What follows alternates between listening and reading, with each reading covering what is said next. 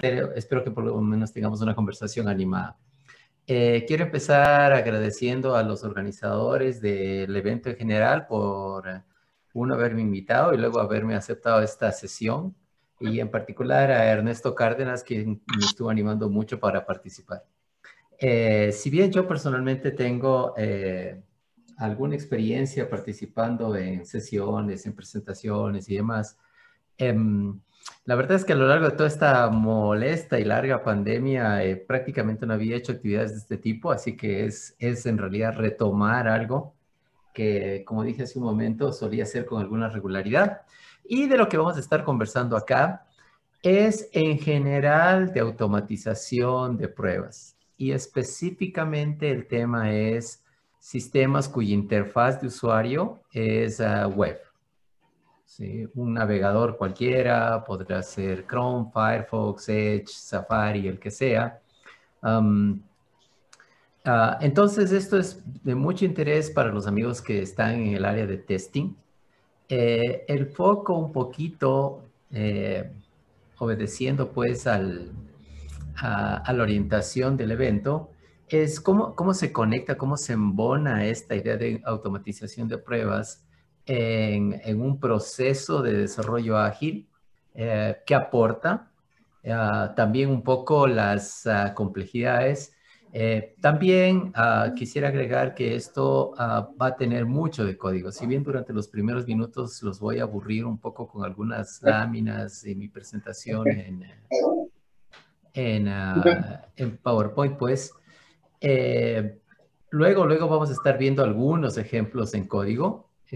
Un poco también la idea es demostrar que esto no requiere, incluso siendo código que automatiza unas pruebas, no requiere demasiada complejidad, ¿ok? Aparte, pues, de la propia del negocio. Y con esto empecemos. Ahí ustedes tienen mis datos, mi correo electrónico, mi usuario de Twitter y mi cuenta ya en GitHub.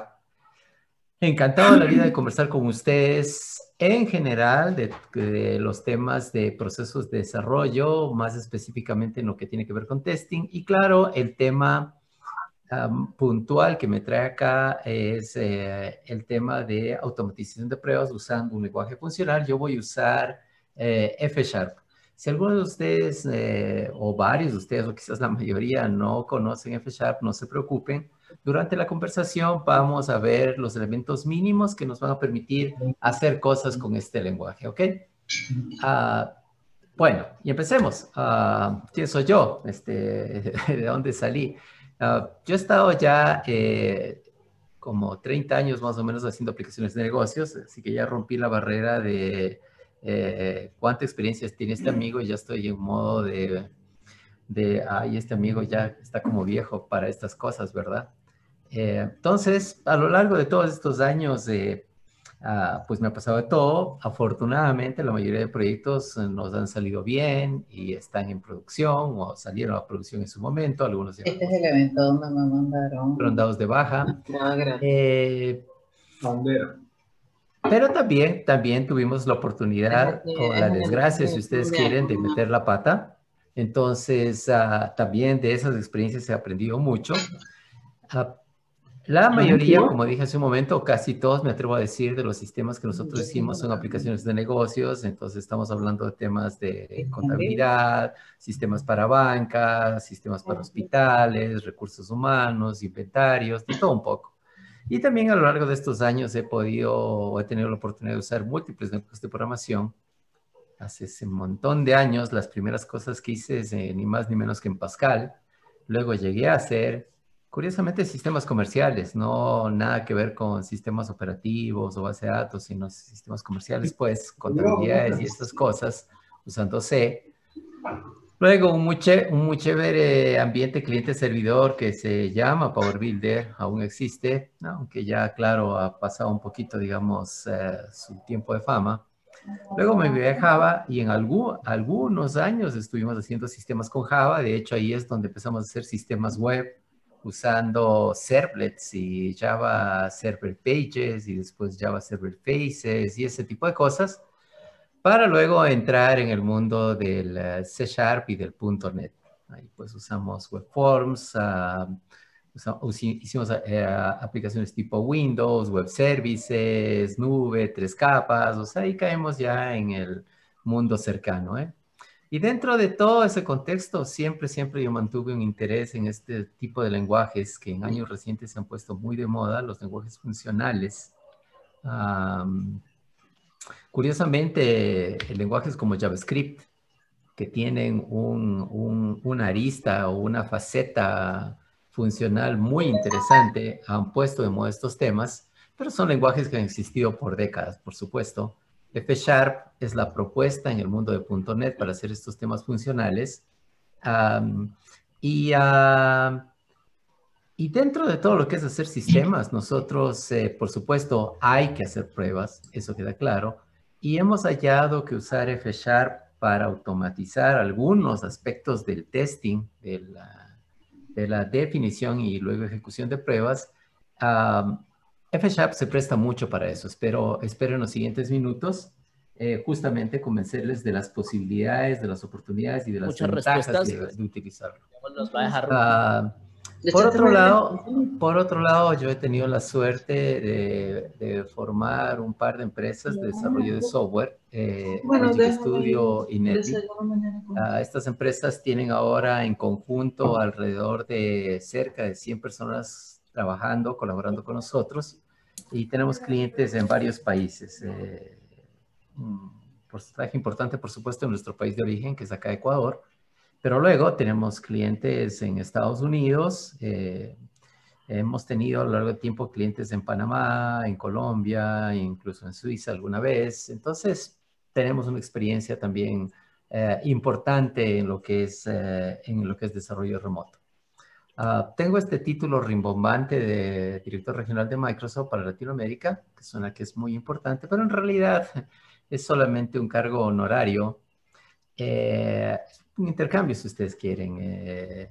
Microsoft me invita a probar y a opinar sobre versiones beta y a veces incluso alfa de sus nuevas propuestas y ambientes de desarrollo y productividad, que es un conocimiento muy interesante, y además contactar con los diseñadores de estos sistemas y de estas nuevas versiones. Pero, o digamos a cambio de eso, suelo participar en eventos como este, suelo a veces hacer giras de presentaciones, bueno, este año prácticamente ninguna, por supuesto. Entonces, un intercambio interesante. Y finalmente, pues, pertenezco a la Fundación F#, que es una fundación sin fines de lucro a nivel mundial que empuja el uso de lenguajes emocionales y, por supuesto, muy en particular F#. Bueno, pero basta de hablar de mí, perdón. Y veamos cuál es nuestra agenda para hoy. Primero, una rápida conversación muy rápida sobre las pruebas en un ambiente ágil de desarrollo. Una cosa importantísima en un ambiente ágil es que las pruebas sean ejecutables. ¿Qué queremos decir con esto? Que el guión de pruebas no se quede como un documento en un procesador de palabra o en una electrónica o en alguna forma de archivo de texto o en formularios de un sitio web, sino que efectivamente el guión de pruebas se puede ejecutar. ¿Okay? Y por supuesto, bueno, ya vamos a hablar todo lo que ganamos cuando los guiones de pruebas son realmente ejecutables. ¿Okay? Y de hecho vamos a crear nuestras propias pruebas ejecutables durante esta sesión. Es una de las posibilidades, o más bien dicho, el hecho de que las pruebas sean ejecutables es precisamente lo que abre la puerta a que podamos automatizar las pruebas de interfaz de web. En definitiva, lo que vamos a construir es un pequeñito robot de software que lo que hace es tomar el control de un navegador, de un Chrome, de un Firefox, de un Edge, lo que fuere, y ejecuta eventos como acceder a un URL, como darle clic en algún botón, como hacer un drag and drop, etc. Y como este conjunto de eventos se ponen en una prueba ejecutable, pues lo que hacemos es básicamente poder, desde un programa ejecutable nuestro controlar un navegador. Además, por supuesto, se pueden hacer validaciones.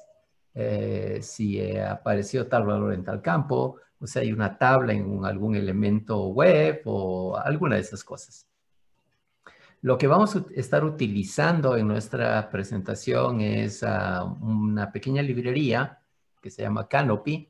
Canopy es 100% open source y, por cierto, todo lo que voy a estar utilizando en nuestra presentación hoy es open source, más allá de eso es gratuito, corre en Windows e igualmente corre en Linux sin ningún problema, de manera que no solamente su ambiente de creación de los guiones y de ejecución de los mismos puede ser Windows, sino puede ser totalmente Linux, ¿de acuerdo? Y luego de mostrar, nuestro foco es automatizar pruebas web, vamos a ver cómo esto se puede utilizar en un par de ambientes más, por ejemplo, monitorear la salud de un sistema. ¿Sí? ¿Cómo podemos periódicamente estarnos conectando a un sistema que está en producción y en caso de que el sistema estuviese muy lento o de frente se haya caído, podamos reportar rápidamente este tipo de problemáticas? Hacer un monitoreo continuo de salud, pues, buena salud, o por lo menos lo que se llama una prueba de humo, un smoke test de cómo está portándose un sistema. E incluso podemos aspirar a hacer pruebas de carga con ciertas limitaciones. No les voy a sobrevender a Canopy, no está realmente diseñado para hacer pruebas de carga, pero ciertas pruebitas de usuarios concurrentes sí se pueden hacer con esta librería. ¿Okay? Vamos para adelante. Muchas de las ideas que vamos a compartir y conversar vienen propuestas en realidad por estas dos señoritas, Lisa Crispin y Janet Gregory. Ellas son un poco consideradas como las reinas, si ustedes quieren, de las pruebas ágiles. Hace ya bastantes años, si no me equivoco, como 12 o 15, no sé. Ellas crearon este libro, Pruebas Ágiles, que probablemente algunos de ustedes lo han leído. Entonces, metodológicamente hablando, nos queremos ubicar ni de cerca en todo, sino en elementos específicos de lo que Crispin y Gregory proponen en este libro, que ya es un poco viejito. Más tarde ellas sacaron esta segunda versión, si ustedes quieren, More Agile Testing. Este ya es un poquito más nuevo, ¿no? Si no me equivoco, tiene 8 o 10 años de antigüedad. Que es, como digo, un poquito la versión 2 de su libro. Ahí se habla más de automatización de pruebas. Más, se habla pensando en herramientas más modernas, más cercanas a los que tenemos ahora. Finalmente, si ustedes un poco quieren convencer a sus jefes de las ventajas y de la utilidad de hacer pruebas ágiles, les sugiero mucho que les consigan este mini librito. Es realmente bien cortito y lo que es de las mismas autoras. Es un resumen básicamente de esto acá, pero un resumen realmente corto. Se lo van a comer en una tarde y media los jefes. No va a los detalles, más bien lo que trata es de exponer las ideas generales de cómo hacer pruebas ágiles, de qué ganas haciendo pruebas ágiles, de cómo preparar a tu equipo, de ese tipo de cosas. Así que recomiendo mucho echarle un ojo a este mini librito. Estas amigas, de hecho, son las autoras de lo que se llama el manifiesto de pruebas, el Testing Manifesto. Es como que, digamos, la orientación específica del manifiesto ágil, pero para el tema de pruebas. Nosotros un poquito nos vamos a concentrar en que las pruebas deben ser continuas, que es uno de los elementos que se plantean en el Testing Manifesto. Es decir, deberíamos nosotros estar ejecutando pruebas idealmente cada vez que tenga una nueva versión del código fuente, independientemente que sea ya una versión lista para las pruebas de preproducción, si ustedes quieren. Entonces, tiene que ser parte del proceso de construcción el ejecutar pruebas. Uno de los elementos importantes que queremos integrar dentro de nuestro sistema. ¿Okay? Bueno, ¿qué es tener pruebas ágiles? Y esto es la definición de Crispin y Gregory, ¿eh? Es lo que ellas proponen en sus libros. Entonces son temas de que se puedan hacer pruebas colaborativamente, que ocurran continuamente. Y aquí vuelvo a insistir, la continuidad es un elemento importante. Cada vez que los desarrolladores, y yo tengo que admitirlo más bien del lado del desarrollo, cada vez que nosotros desarrolladores hacemos una subida de código, un commit o un push del código hacia el servidor central, debería ocurrir que pruebas se ejecuten. Y nuestra conversación de hoy es que las pruebas de interfaz de usuario deberían ejecutarse. ¿Okay? Por supuesto, siempre van a hacer falta pruebas ejecutadas por humanos. No las vamos a eliminar, pero sí queremos reducir a la repetitividad y reducir el tedio de las pruebas. En mi opinión personal, no hay ningún problema en llegar tan alto como el 80 o el 90% de las pruebas que se hagan de manera automática, las pruebas de interfaz de usuario, quiero decir, las pruebas del portal web, si ustedes quieren. Y el otro, entre 10 que 20%, sí, pues, de todas maneras, tiene que hacerlo un humano, ¿no es cierto? La parte colaborativa también es interesante porque siempre en el mundo ideal, estas pruebas automatizadas, ojalá y las pudiera definir la gente de negocio. No creo, sinceramente, que les pueda decir que es cierto que los usuarios de negocio van a poder definir una prueba automatizada de web. Sí creo, después de unos minutos veremos si llego hasta allá, que ellos pueden entender una prueba automatizada, escrita por un ingeniero de aseguramiento de calidad que sepa un poquito de programación. ¿Okay? Sí creo también que un ingeniero de calidad puede escribir estos guiones automatizados. ¿Sí? Espero otra vez venderles bonito esa idea con los ejemplos que les voy a mostrar. Y entonces hay ese trabajo colaborativo. No es necesario que los desarrolladores automaticemos las pruebas, eso puede hacerlo un ingeniero de QA con una librería como Canopy.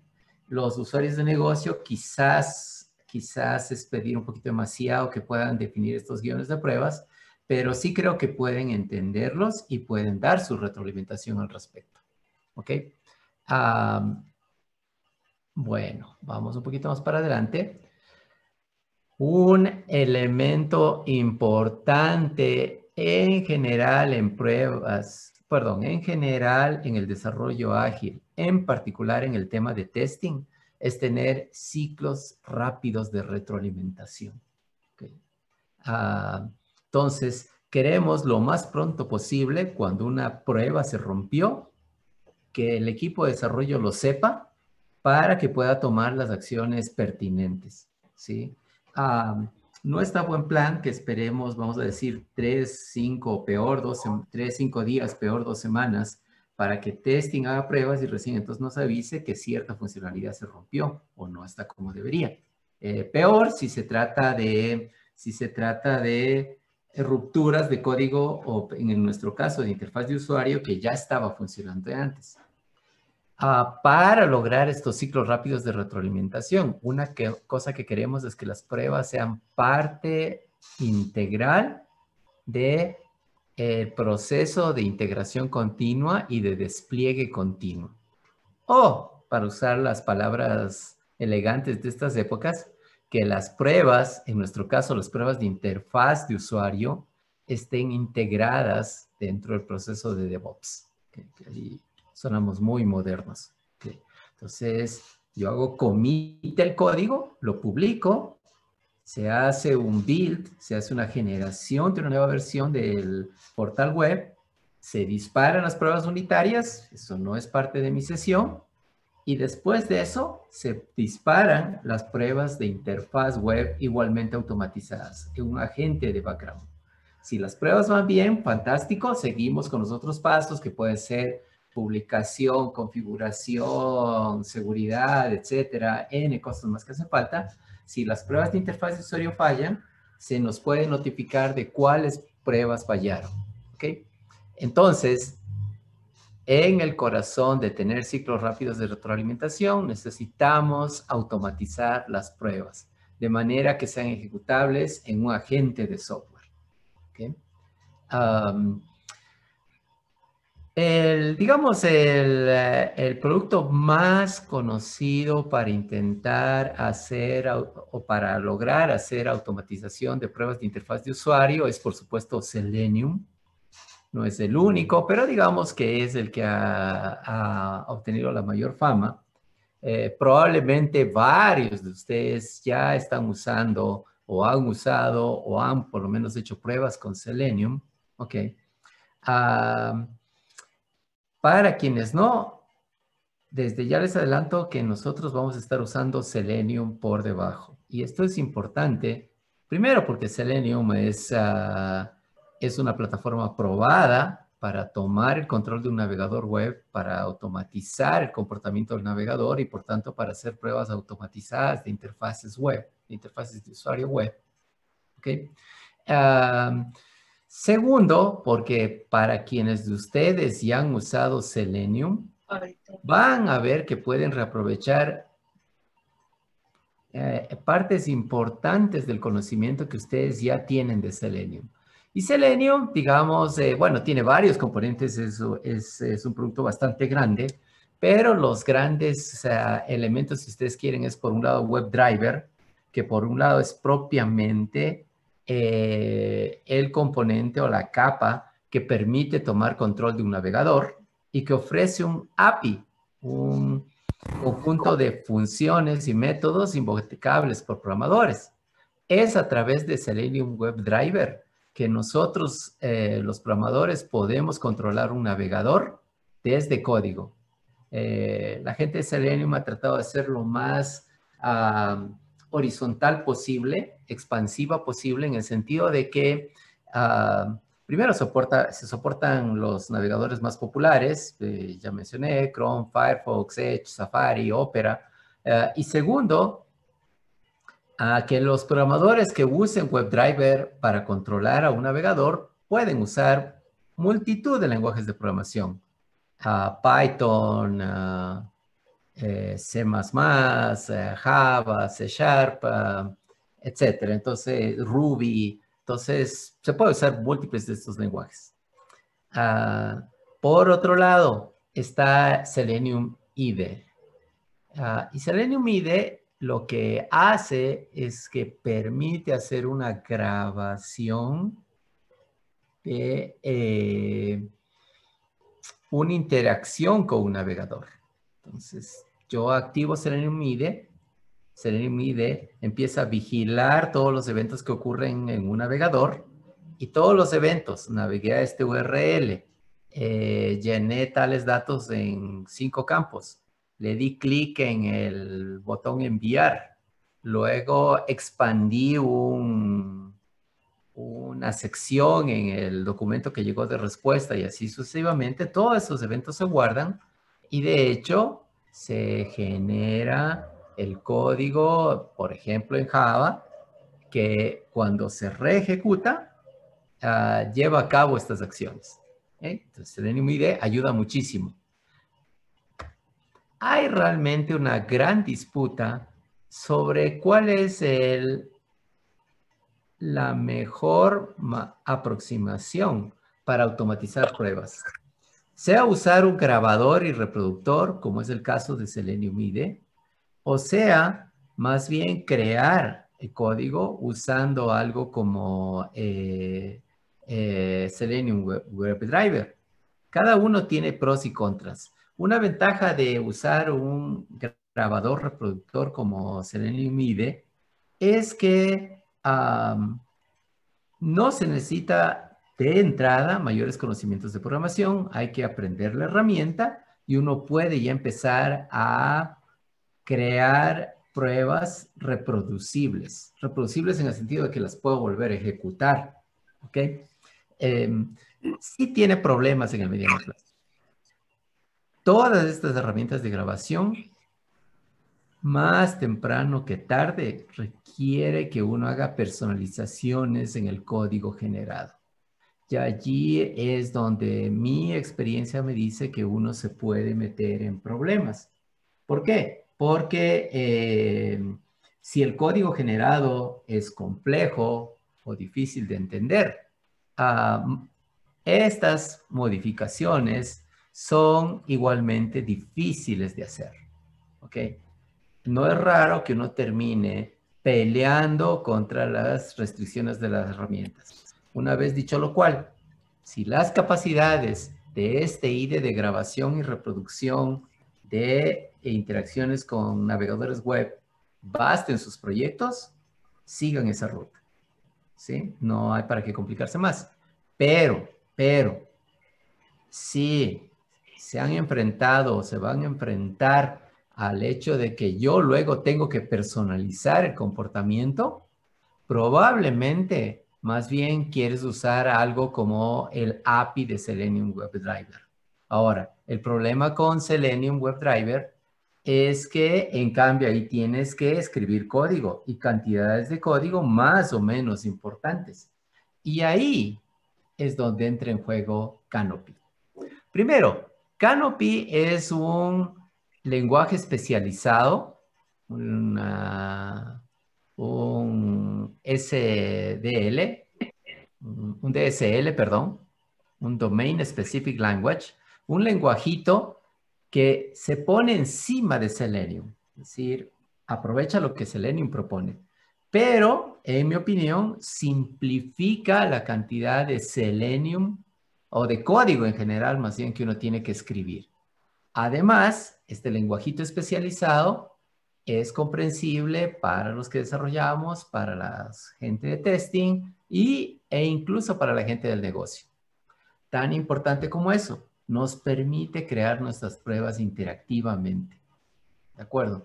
Estas pruebas que creamos interactivamente, ya vamos a ver cuál es tu experiencia en apenas un minuto más, luego se puede ejecutar desde una línea de comandos. Y en ese sentido se pueden integrar en varios ambientes de integración continua y de despliegue continuo. Por ejemplo, con Jenkins es perfectamente integrable, con Azure DevOps es integrable, bajándonos una gradita, por ejemplo, es integrable con Maven, perfectamente posible. ¿Okay? Además, como estos guiones son texto, finalmente, son puro texto, se puede versionar. Y eso nos permite hacer cosas como, yo tengo el conjunto de pruebas de la versión 1.2 del sistema, pero luego tengo el conjunto de pruebas de la versión 1.3, y el conjunto de pruebas de la versión 1.3.1 y de la versión 1.4, y así sucesivamente. Y así como puedo avanzar y retroceder en las versiones del código fuente, puedo avanzar y retroceder en las versiones de los guiones de pruebas. Esas son algunas de las ventajas. Sin más, déjeme más bien pasar a mi pantallita acá. Espero que estén pudiendo ver sin mayor dificultad mi pantalla. Yo lo único que tengo instalado acá es .NET Core. ¿Ok? Esto funciona perfectamente con la versión .NET Core 3.1. Yo voy a estar usando la versión .NET Core 5.0. Ok. Entonces, hay que instalarse .NET Core. Por cierto, si se lo tienen que instalar, se lo pueden bajar desde acá. Desde este sitio de .NET, microsoft.com/download/.NET Core. Ahorita mismo se tiene disponible el Release Candidate 2, pero si esta presentación hubiera sido pasado mañana, ya está liberándose justo entre mañana y pasado la versión definitiva de 5.0.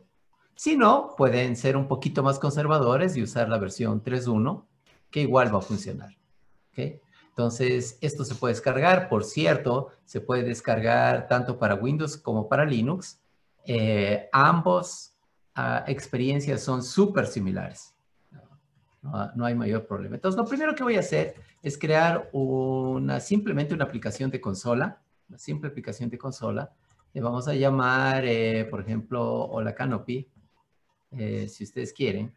El lenguaje de programación que vamos a usar es F#. Sí, si alguno de ustedes conoce, mientras le voy dando el enter,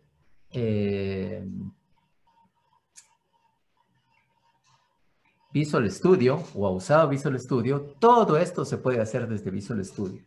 La razón por la que lo estoy haciendo en línea de comandos es básicamente para que los amigos que usan Linux puedan reproducir esta experiencia por un lado y por otro lado, porque así, poniéndonos en este bajo nivel, yo creo que se entiende un poquito mejor los detalles de cómo esto trabaja. Entonces, lo único que hasta aquí hemos hecho es nada más crear una carpetita con un par de archivos ahí, nada muy importante. Y voy a abrir un editor, que puede ser cualquier editor, no importa mucho.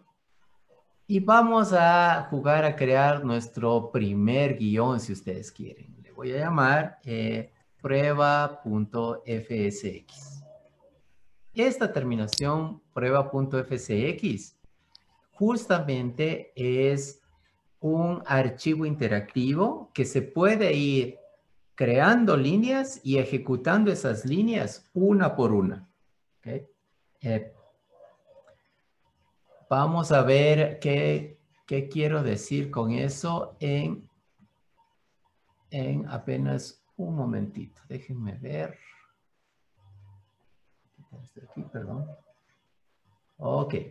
Entonces, lo primero es lo primero. Por acá. ¿Dónde estoy? Perdón, me perdí. Disculpe. Dos librerías hacen falta para usar Canopy. La una es Selenium, propiamente dicho, y el otro es Canopy mismo. ¿Ok? Ahora le estoy dando un Alt-Enter aquí, y lo que esto está haciendo es ejecutando esta línea. ¿Ok? De hecho, esta línea en particular se conecta a NuGet, el repositorio de paquetes, el repositorio de librerías.net, que está en la nube, y se acaba de descargar este paquete desde la nube. ¿Ok? Ahora me voy a descargar el segundo paquete, que es Canopy propiamente dicho, y eso es todo lo que necesito para empezar a trabajar. ¿Okay?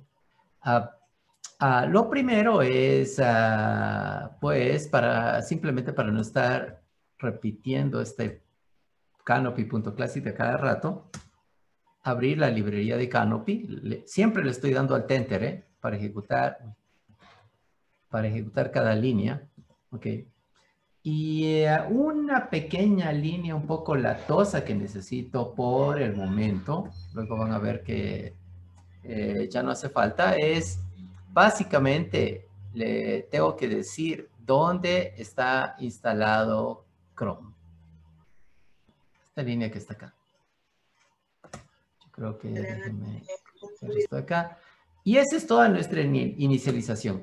Una vez que hemos hecho esa inicialización, es posible ya empezar a hacer nuestro trabajo interactivo. Por ejemplo, yo le voy a decir, ábreme un Chrome, con ese Start Chrome. Y como ven, inmediatamente acabamos de levantar un navegador Chrome. De hecho, yo creo que vamos a poner estas dos líneas, estos dos archivos uno al lado del otro, ¿ok? Para que podamos ver la interacción. Acá está. Entonces, este Start Chrome abrió este navegador que estamos viendo acá a la derecha, que está bajo el control nuestro. ¿Ok? Y luego, si yo quiero ir a algún sitio web, pues lo único que hago es decir, URL y algún sitio. Por ejemplo, http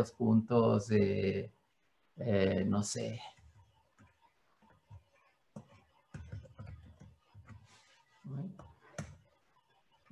Y como ven, tan pronto ejecuté esta línea, inmediatamente navegamos acá y ya estamos en este elemento de aquí.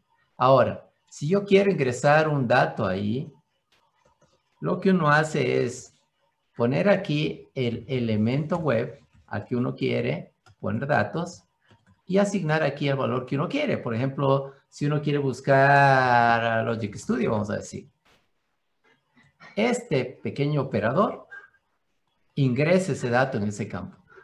¿Okay?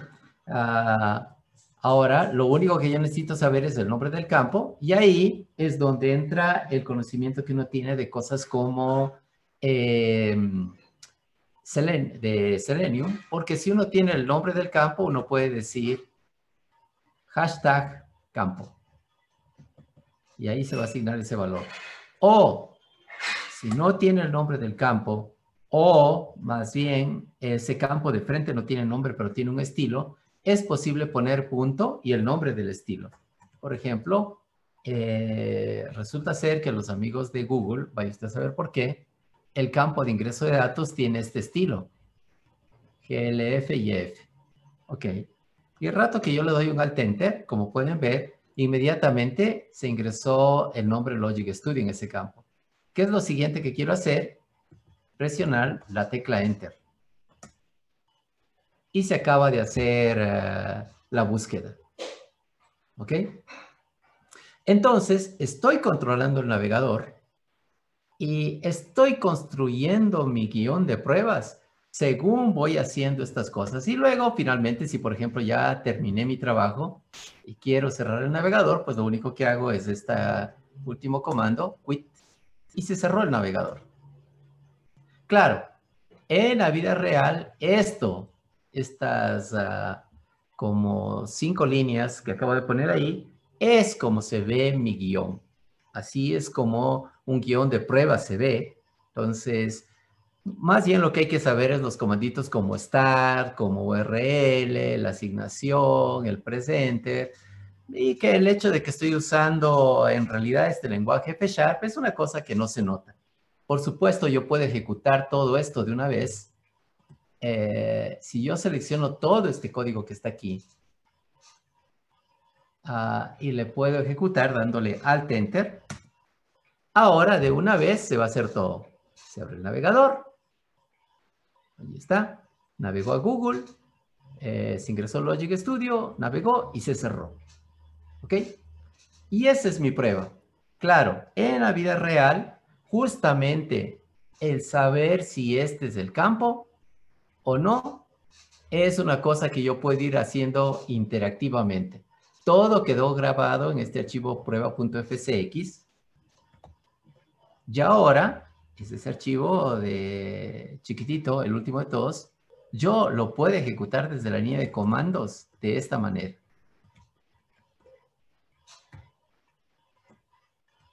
¿Sí? Esto que tengo marcado acá. .NET FCI prueba.fcx. Si yo le doy un Enter acá, lo que va a pasar es que se está ejecutando este mini guión. Se ejecutó completamente. Se abrió, navegó, hizo su búsqueda y luego se cerró. ¿Okay? Y lo puede ejecutar N veces. ¿Por qué esto es importante? Porque productos como Jenkins, productos como Azure DevOps, productos como el mismo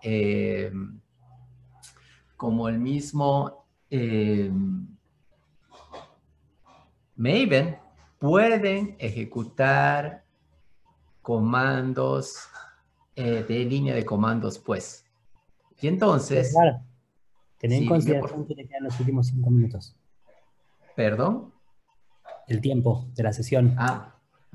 Se nos viene encima. Ok, perfecto, no hay ningún problema. Entonces Perdón, les decía yo, no, tranquilo, no pasa nada. Entonces, ahora, algunos de ustedes pueden decir, si esto no está muy difícil de aprender, hay que aprender esta media docena de comandos, ok, pero ¿qué tan probable es que alguien del negocio aprenda este tipo de cosas. Y entonces, lo que podemos hacer es rápidamente algo como esto, que es el tipo de cosas que nosotros hemos hecho por acá. Fíjense, aquí estoy definiendo funciones en realidad. La función arrancar, que es el start que tenemos ahí. Ir a escribir, aplastar o presionar, lo que ustedes quieran, e intro. ¿De acuerdo? Si yo defino estas funciones, lo siguiente que va a pasar es que uno puede decir este otro código. Voy a poner por acá. Arrancar Chrome. Ir a bing.com. Escribir en este campo la palabra Ecuador en este caso. Y luego presionar intro. ¿De acuerdo? Y si yo hago esto de acá, Alt Enter, pues por supuesto está pasando exactamente lo mismo que hace un momento. Es decir, con un pequeño trabajito, con un pequeño trabajo nada más de definir unos alias para los nombres de cosas, uno puede incluso tener un guión que ya se ve bastante como el idioma español. ¿Ok? Ahora, por supuesto, para hacer pruebas uno está acostumbrado al semáforo rojo, semáforo verde y ese tipo de cosas. ¿Y cómo hace uno para poner esto en forma justamente estilo los semáforos? Déjenme mostrarles rápidamente, ya que el tiempo nos viene un poquito corto. Acá.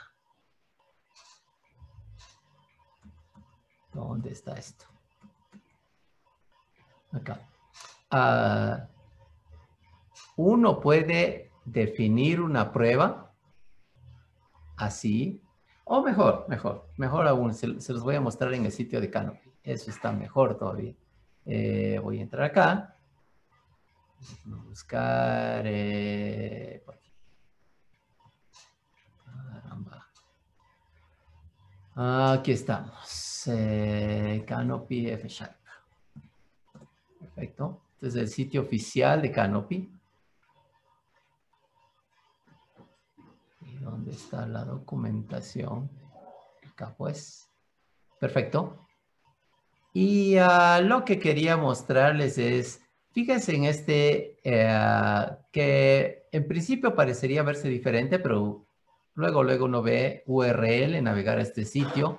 Esto es como se hace una posible comparación. Aquí yo estoy verificando que el campo llamado welcome efectivamente tiene el valor welcome suyo, que el campo first name tiene John.